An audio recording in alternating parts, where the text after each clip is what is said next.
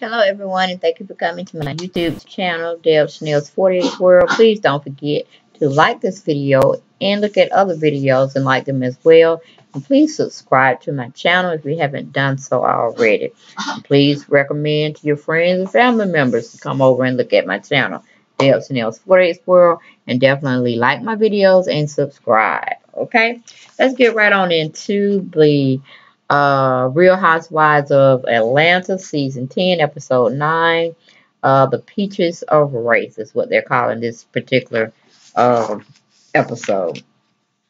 Okay, again, this is the Real Housewives of Atlanta, Season 10, Episode 9, The Peaches of Race. Okay, we got Portia being shown first in the scene. She's getting into a meeting with her team of individuals that tell her what to do, where to go, what's on her daily agenda, what new projects she has to work towards or work for that's coming up and she has to prepare for it. She's going into new endeavors where she's going to be definitely being in the theater, and I don't know what she's going to be doing, but her claim to fame is she did have a role in Sharknado. If you don't remember what the program was about, it's like sharks falling from the sky, attacking people or something of that nature, something to that nature. Excuse me. Taping at 3:42 in the a.m. hours Eastern Standard Time. So y'all asleep, nuzzled in your beds, snoring and whatnot, and I'm up here putting out a video, okay? But I did put out a video where I was showing my face on camera, and then my daughter walked in behind me, and we didn't want that picture of what she was showing the public or what she was showing me. We didn't want the public to see that, okay? And then let me see. I had to start from scratch and put this video out using my normal format, which is pictures of the show, that particular show rather. So anyway, yes, I'm tired. So if I skip through a lot of stuff, hey, it just is what it is, okay? Because it was kind of lackluster, had its points very briefly in high demand, and then it just fizzled out pretty much. But basically, Portia's getting into a lot of things now, besides Dish Nation and being on Real Housewives of Atlanta. So she's going into the acting field. She's taking it serious. Uh, she's trying to find an acting coach to help her along with her newfound pursuit in making money. Hopefully, it'll be very successful for her, so she can come off the show Real Housewives of Atlanta, because it's not really portraying her in a good light as well. Then we leave that scene. We go to Nene, well, not Nene, but Kim and Sheree. They're supposed to meet up with Nene at this luncheon that they're having so they can hash out some things between the two women and so they can be back on one accord. So I mean, just is what it is when it comes to the situation. Nene ended up not coming on the basis of that she had issues that she needed to straighten out with Kim in person. And she's deciding to get all the ladies together in their circle. Ooh, excuse me. They have them go to some type of forum where you can eat and drink and be merry, and you can get your fortune told, or something to that degree. So, but basically, Sheree and what's her name? Sheree and Kim, they're eating by themselves, or really they just got drinks. I don't know if they're gonna go stay there and eat. It wasn't really taped on the show, so we can only speculate what they did after. And then he called and said she wasn't coming. Kim very disappointed because she wanted to air some things out, but it just is what it is. They go on and start talking about Candy again. Candy cannot stay out of nobody's mouth, not even my own, because when she does ridiculous stuff, it hits the media. I have to speak on it. Yes, I do. So that pretty much was it on that. Besides Kim saying that Candy wanted to lick her box. And just for normal people that don't know what that is, because I had asked my daughter, was I on the same page? It's pretty much a woman sucking on or licking on a woman's vagina. That's what she's pretty much saying. Candy is, a carpet cruncher. That's a new lingo I'm getting used to trying to understand.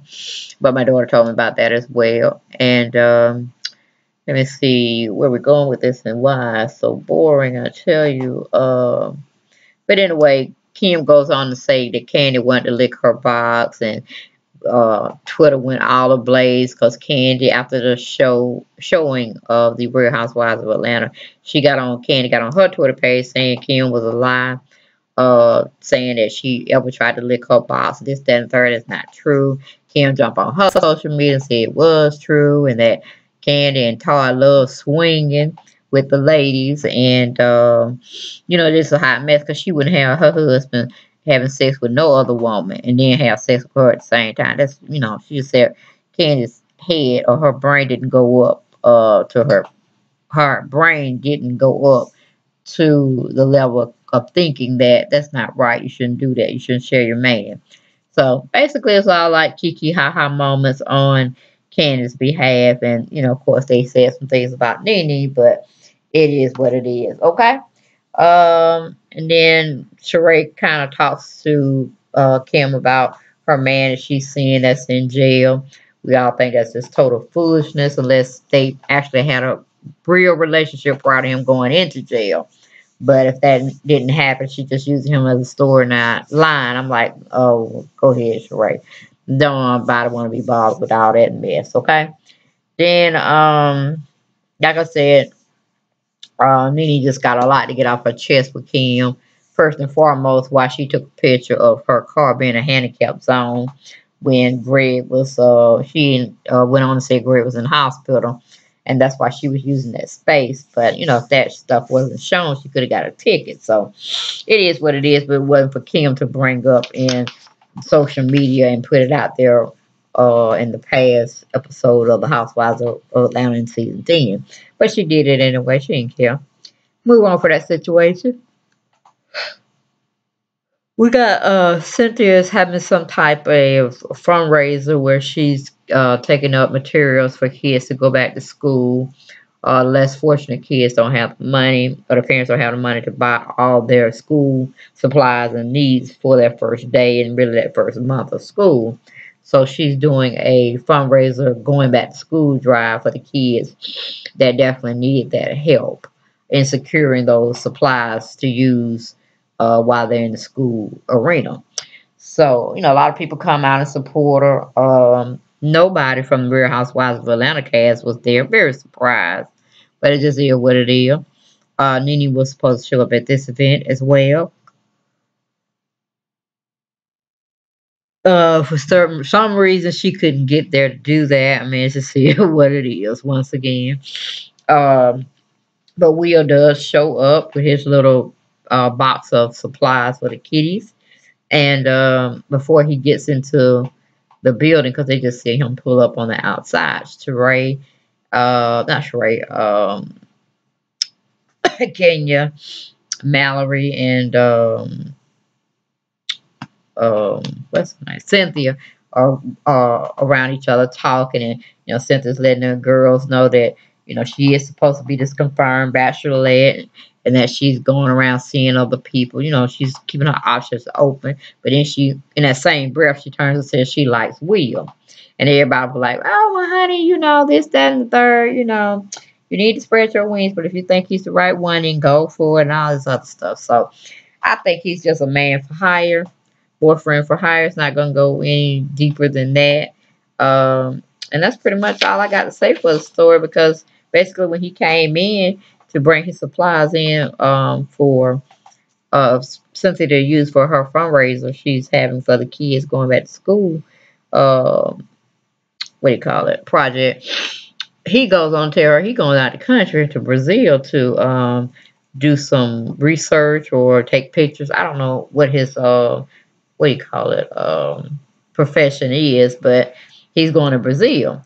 And of course, you could tell Cynthia didn't know anything about it, and she was kind of like, feeling some kind of way for the negative that he didn't tell her and he should have told her. And, she should have information like that already on the wraps versus him breaking it to her in front of her friends, making her look like a fool. But, Cynthia is what it is, and that's pretty much it. Um, we got Kenya making her own little comments to the side saying, Cynthia needs to stop acting like she's a child and act like her age, a grown woman's age, 50. But I'm like, hey, Cynthia's in another whole category of weirdness altogether. So we're not gonna really get into that or whatnot. And then, Will kisses Cynthia and asks her to call him later on so they could touch bases with each other and I don't know, maybe get together. Who knows? He leaves, tells the women goodbye. He goes about his way. Then we got a scene with Cairo. He's coming over, and I'm like, he ain't got too far to come because he's in the city with Sheree. He's not out of state, so I understand why. Oh, it's this big thing about. Oh, I'm so glad you're here. You come to cook for me. That's even better. Da da dee da da da. So as they get in the conversation, she ends up getting a phone call from Tyrone from the prison camp. Okay. Instead of her going on having this beautiful scene with her son and getting in the kitchen cooking with him or cooking on a grill, she gonna go answer a telephone from a prison inmate. Okay. Like, girl, you doing too much. If unless he left you with a lot of money to live on while he's still incarcerated, that's one thing. But if you ain't got nothing but him telling you this whole fantasy or what he's gonna do for you when he get out type of situation, oh girl, you need to go somewhere and hide yourself, okay? Cut all ties with this man and get yourself together and get you somebody that's here that can take care of you and your needs and you can grow with, while waiting on him that he may or may not get out, depending on his representation, okay? Woo! Anyway, she goes back in and tries to talk with Cairo after she has a conversation with her prison man. And she wants to know, well, are you dating anybody? And he turned the tables on her behind and asked if she dating anybody. And of course, she's embarrassed or ashamed or something, or she just don't want to get into it with her son about dating a convict, pretty much. And she tried to be very vague, and he's being very vague. But if anybody watched it, they already know what it is. She's dating somebody that's in prison, okay? And pretty much, Carl already knew. He already knew. He just wanted his mama to come out and say it. But it don't seem like he was too happy about being filmed either. So I'm like, Sheree, you need to just stop letting your kids, be into uh excuse me, this arena of filming for a television show that he didn't really ask to be a part of. If you're not breaking him out some money for filming with you, shame on you, okay? But he just looked very uninterested in being taped, didn't want to be taped, and he just wanted to come over, eat, have some kikis with you, and be done, go back to school or whatnot, do his dorm room. But anyway, we did that situation. We go to Kim and Portia. They come over to Sheree house briefly, maybe just to pick her up to go to Nini's event that's happening later on that night. Then they all get to the little soiree, where they're gonna be eating and having drinks, and little do they know they're gonna be getting their palms read or their energy level read because where Nini has her little party being hosted at is I want to say it's Emilia's or something like that. But you also, like I said, can get a spiritual reading from this lady called Mbella. And they didn't know what they were there for. They just knew they would probably be talking, trying to hash out some issues between them. But it just is what it is. Then you got one on up them again, okay? The lady goes on and greets all of the women at one particular time. And she goes in trying to give her spiel on their life and what's going to be progressing in the near future for them. She tells Sheree, you too wishy-washy. You need to stand firm in your decisions, know what you want and go forward. She tells Candy, you hear things and you see things like you're in a state of deja vu or something to that, degree. And Candy's agreeing with her and saying, you're on point because not only you told me that before, someone else that's a medium told me exactly the same thing. But, she tried to get all cute and fancy with it, saying that she understood what she was talking about and she knew how to play the feel for things. Then why can't she tap into, I guess, her spiritual knowing, or third eye, whatever, and see um, the possibilities of where she can be by her being, I guess, close to the universe, where she can act like she's maybe in a dream state or something, but she's floating between planes where she can tell what's going on or what might happen to her in the future. I don't know what Candy was going with it. Kind of confused the crap out of me, but it just is what it is because I don't get down with mediums. That's totally against my religion and what I believe, but that's just my take on it. Other people can get with going seeing sea seekers, suitors, or spiritualists, people that can tell your future, whatever. They can get with it, but it's not how I get down.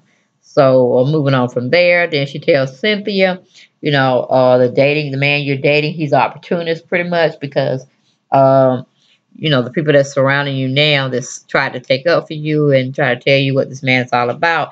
She was saying you need to listen more instead of making your own assumptions about a person, especially when other people can see it so clearly, but yet you can't.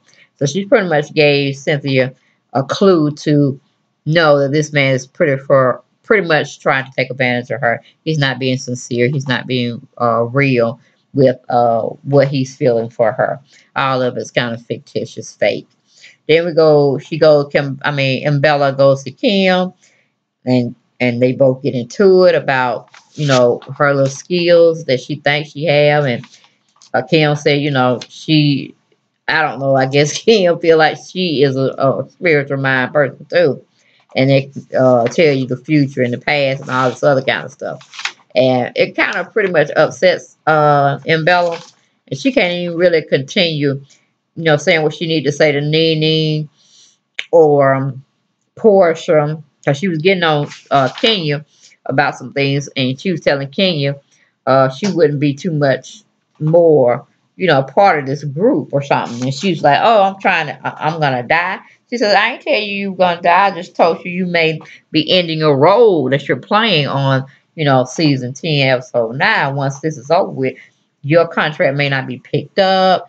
It's allegedly, it's what I'm assuming she's saying, and it might be a mutual decision to leave the show. Not that they necessarily kicked you off, but hey, if they kicked you out, it's just what it is. I'm pretty sure you saved your money to be able to stack and go and choose what you want to do with the rest of your career or your life. So that was pretty good. Then we move on to where she wants to confront Kim.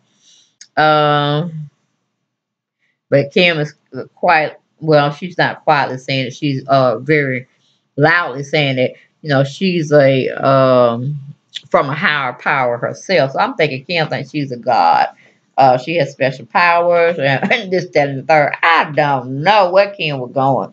Maybe what she was having in that cup was just a little bit too much for her, and it was seeping out on the rest of the people's brains waves.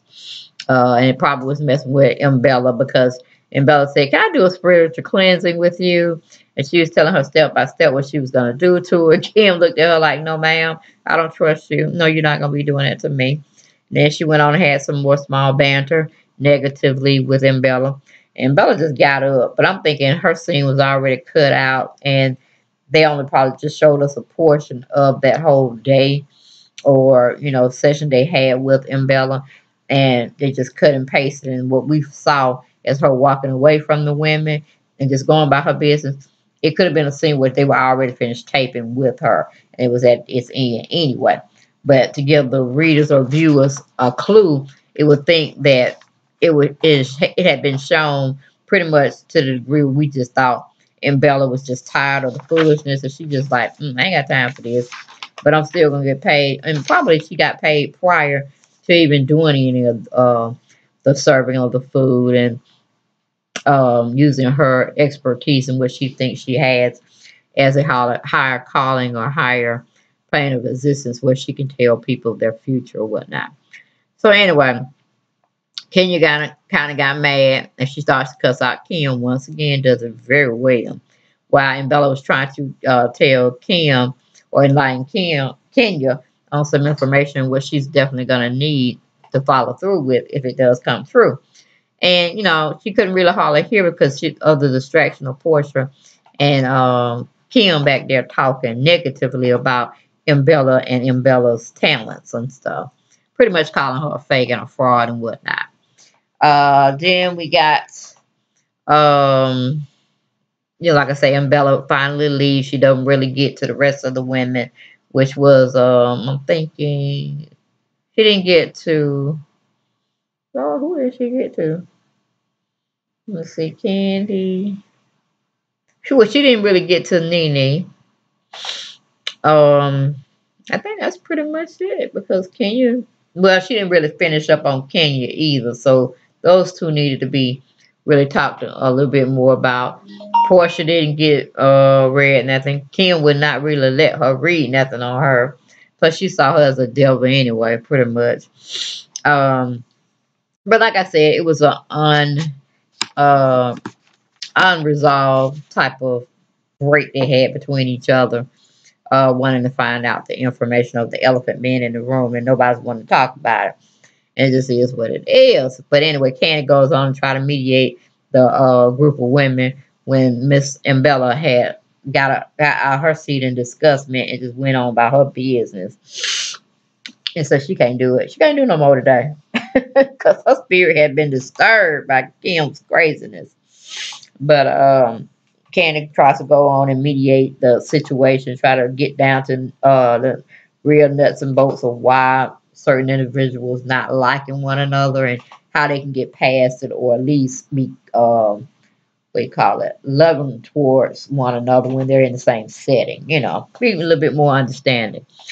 But of course, nothing got decided. They didn't want Candy and her comparison of what they should be doing instead of what they are actually doing, and trying to make amends between the two, that or really everyone in that group has a beef with someone or they want to argue with someone and try to get them together. So ain't not now one clean in that group, okay, including Candy herself. Anyway, we got Kim tell Cynthia to pretty much shut up her mouth and just look pretty, like that dumb blonde type of scenario. So Kim pretty much was telling Cynthia she ain't got no sense. She need to just stay out of a conversation that has nothing to do with her.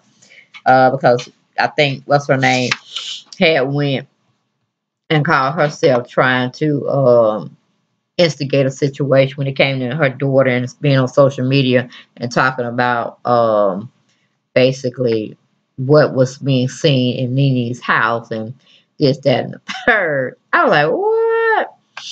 And, that's when Brielle went on the social media Instagram and was filming Nene's home when she was in there.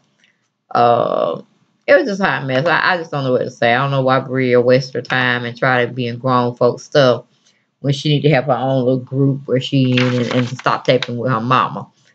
Because that was just a childish move, but what can you do when a child is doing it? So, this is what it is.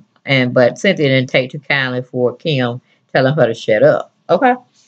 Moving on, we have Nene and Kim with their last and final scene where they're talking along. They're trying to piece together what broke them up as in their friendship of being together and amongst each other, in the crowd that they run with, or the circle that they run with. And she pretty much didn't understand why Nene wasn't feeling her.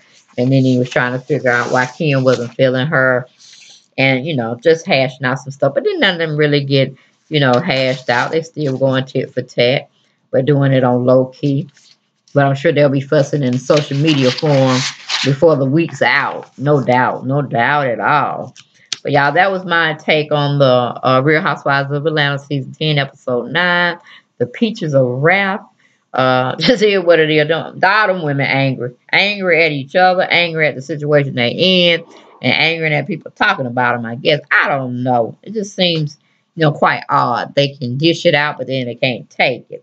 But that's such as life, right? Anyway, guys, thank you for watching. And I'll be back to talk with you about something sooner rather than later. Bye-bye.